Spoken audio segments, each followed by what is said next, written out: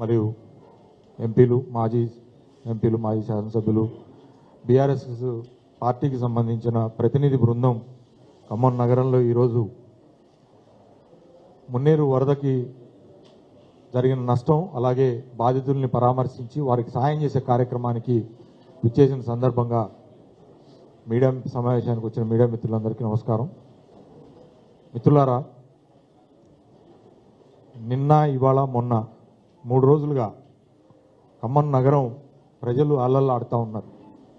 చాలా ప్రాంతాల్లో జరిగిన వరద నష్టానికి సంబంధించి నేను నిన్న కూడా ప్రెస్ మీట్ పెట్టి మాట్లాడినాం. ఆ విషయాల జోలికి లేదా మా హరీష్ రావు గారు కానీ జగదీష్ రెడ్డి గారు కానీ స్పృశించిన విషయాల జోలికి పోకుండా నేను క్లియర్ కట్గా ఒక విషయం చెప్పదలుచుకున్నా. ప్రతిపక్షంగా మా పాత్ర మేము పోషించాల్సిన బాధ్యత మాకుంది. ప్రజలు మమ్మల్ని ప్రధాన ప్రతిపక్షంగా ప్రజల పక్షాన ప్రశ్నించమని, కష్టాల్లో ఉన్నప్పుడు వాళ్ళ కష్టాలని ప్రభుత్వానికి తెలియజేయటం కోసం, ప్రభుత్వం మీద ఒత్తిడి తీసుకురావడం కోసం చేసే ప్రధానమైన కర్తవ్యమే ప్రధాన ప్రతిపక్ష పాత్ర మా బాధ్యత. ఆ బాధ్యతను నెరవేర్చడం కోసమే పెద్దలందరూ వచ్చారు. వచ్చి బాధితుల్ని పరామర్శించి వారికి ఇతోధికంగా ఎంతో కొంత సాయం చేయాలని చెప్పే కార్యక్రమం ఇవాళ నడిచింది. నిన్నేం నడిచింది, మొన్నేం నడిచింది మీరు చూశారు. కానీ ఎంత దారుణం అంటే, ఒక ముఖ్యమంత్రి గారు ఈ పట్టణానికి వచ్చి, నగరానికి వచ్చి నైట్ స్టే చేసి ప్రజలకి స్వాంతన కల్పించాల్సిన చర్యల మీద రివ్యూ చేసి వారికి ఘనమైన ఆర్థిక సాయం కానీ లేకపోతే ఏదైనా ప్రకటిస్తారనుకుంటే ముష్టి 10,000 ఏ ఇంటికి పోయినా చెప్తున్నారు, మా ఇంట్లో సామాన్లు 5 లక్షలు పోయినాయి, 10 లక్షలు పోయినాయి అని.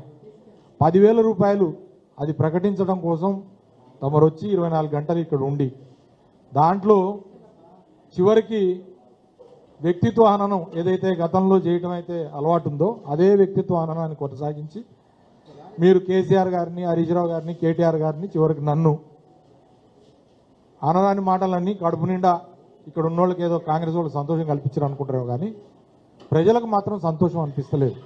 మీ పర్యటన ద్వారా ప్రజలకి ఏమి స్వాంతన కలుగుతుందో ఒకసారి ఆలోచన చేయండి. మీ పర్యటన అయిపోయి మీరు వెళ్ళిపోయిన తర్వాత మేము వెళ్తే కూడా ప్రజలు గోడు పెట్టుకుంటున్నారు. ఇయో మీరు ఇట్లా బురద పూసుకొని తిరుగుతున్నారు. ఒక్క నాయకుడు కనీసం వచ్చి మమ్మల్ని కిందకి దిగి పలకరించలేదు.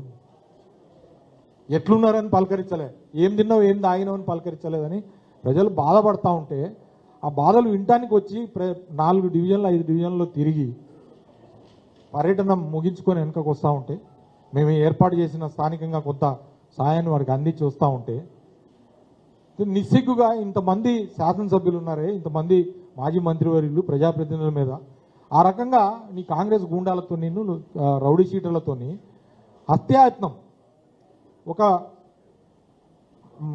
మాజీ మంత్రివర్యులు 3-4 మీద ఒక కారులో ఉన్నాం, అంత బాజాప్తగా హత్యాయత్నం చేసేటట్లు అది పోలీసుల సమక్షంలోనా? ఇది శోభనిస్తుందా? ఈ రాష్ట్రానికి హోంమంత్రి ఎవరు? సాక్షాత్తు ముఖ్యమంత్రి గారే. నేను డిమాండ్ చేస్తూ ఉన్నా, మీ పోలీసుల సమక్షంలో జరిగిన కాంగ్రెస్ గుండాలు, రౌడీ షీటర్ల యొక్క ఈ దాడికి సంబంధించిన వ్యక్తులు ఎవరైతే ఉన్నారో ఆ వ్యక్తుల్ని తక్షణం మీరు అరెస్ట్ చేయాలా, వాళ్ళ మీద యాక్షన్ తీసుకోవాలో మేము కంప్లైంట్ ఇస్తాం. ఇప్పుడు పోతా ఉన్నాం సిపి గారి దగ్గర పోయి.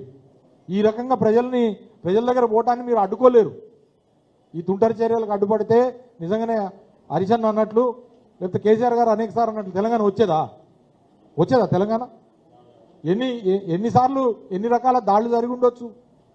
కేసీఆర్ గారు ప్రాణాలు తీయాలని ఆలోచన చేసిన వాళ్ళు, హరిశన్న లాంటి వాళ్ళని, కేటీఆర్ గారు లాంటి వాళ్ళని ప్రాణాలు తీయాలని చేసిన వాళ్ళు ప్రాణాలు సైతం లెక్క చేయకుండా ఉద్యమం నడిపిన చరిత్ర ఈ పార్టీది.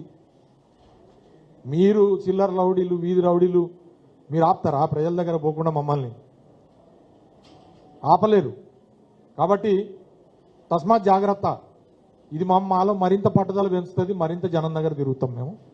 మీరందరూ కూడా ఇక్కడున్న 3 మంత్రులు దీనికి బాధ్యత తీసుకోవాలి. ఇవాళ ముఖ్యమంత్రి గారితో సహా బాధ్యత తీసుకొని మేము మా మీద దాడి జరిగిన దాన్ని మిగతా ప్రజాస్వామ్యవాదులు అలాగే మిగతా పార్టీలు కూడా చూస్తున్నారు కాబట్టి వాళ్ళు కూడా బాధ్యతతో ఖండిస్తారని, అట్లనే ప్రభుత్వం తక్షణం దీంతో పాటుగా ఈ వ్యక్తుల మీద దాడి చేయడం కాకుండా, దాడి చేసిన వాళ్ళ మీద చర్య తీసుకోవడం కాకుండా మా ప్రధానమైన మా ఆక్రోశం ప్రజలకి న్యాయం జరగాల, ప్రజల కోసం అని చెప్పి మేము వచ్చినాం, ప్రజల కోసం తిరిగినాం కాబట్టి ఆ వరద బాధితులకు సరైన న్యాయాన్ని ఇమీడియట్గా చేయండి. వాళ్ళకి ఇప్పటికైనా మంచినీళ్ళు పంపండి, కరెంటు పవర్ రెజ్యూమ్ చేయండి. 3 రోజులు అయింది పవర్ లేదు వాళ్ళకి, తాగటానికి మంచినీళ్ళు లేవు, తినడానికి తిండి లేదు. దయచేసి వాళ్ళకి ఇమ్మీడియట్ రిలీఫ్ మెజర్స్ ఇవ్వండి. అట్లనే మేము గతంలో చెప్పినట్టు ఇప్పుడు కూడా చెప్పినట్టు మరణించిన వారికి 25 లక్షలు, తర్వాత నగరంలో ఇళ్లలో వస్తువులు కోల్పోయిన వారికి 2 లక్షల రూపాయల చొప్పున తక్షణ సాయం కూడా అందించాలని కూడా ప్రభుత్వాన్ని డిమాండ్ చేస్తూ సెలవు తీసుకుంటా ఉన్నాం. 2-3 విషయాలు